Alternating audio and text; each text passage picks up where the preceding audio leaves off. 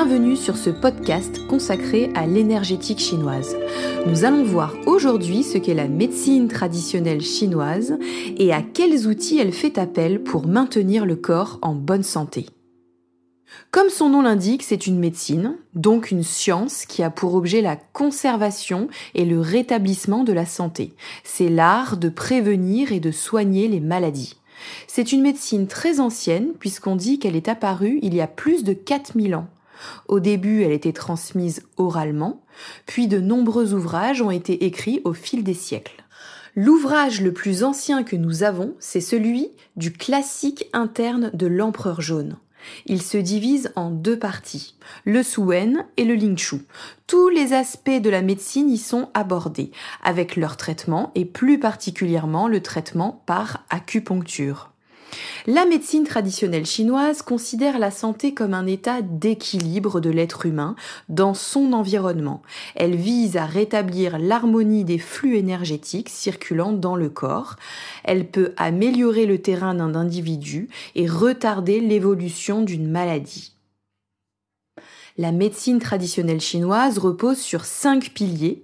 Le premier pilier, c'est l'acupuncture. C'est la technique la plus connue et souvent la seule associée à la médecine chinoise. Ce qui est dommage, car cette médecine utilise beaucoup d'autres outils très performants.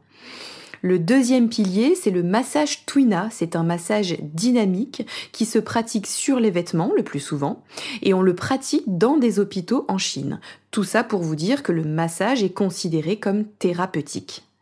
Troisième pilier, la moxibustion, c'est une technique moins connue permettant de stimuler par la chaleur des points ou des zones du corps grâce à la combustion d'armoise en poudre ou compressée.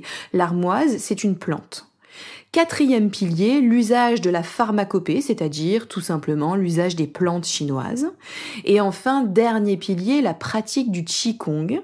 C'est une discipline qui regroupe des exercices énergétiques chinois de longévité.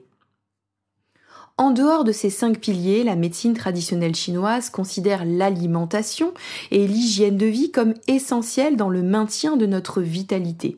L'énergie est dans le souffle, mais aussi dans le bol alimentaire. Si nous voulons extraire l'essence subtile des aliments pour en faire un véritable carburant, une source d'énergie pour notre corps, nous devons nous alimenter selon certains principes.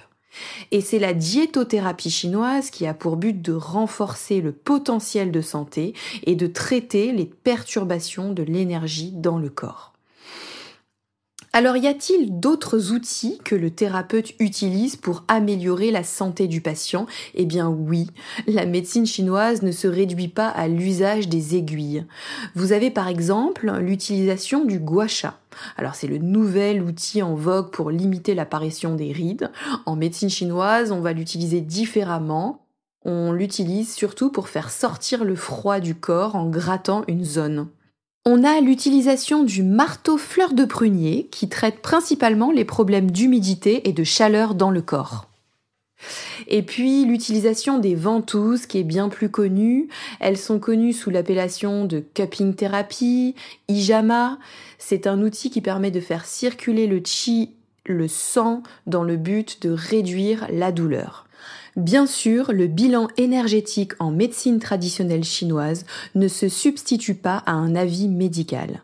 Très souvent, les thérapeutes demandent un diagnostic occidental effectué par un médecin. Il faut comprendre qu'aujourd'hui, la médecine chinoise peut venir compléter, mais en aucun cas remplacer la médecine conventionnelle. J'espère que ce podcast vous a plu et vous aura permis d'avoir une idée plus claire sur ce sujet. Si vous voulez en apprendre davantage, n'hésitez pas à me contacter, vous avez mes coordonnées dans la description. À bientôt!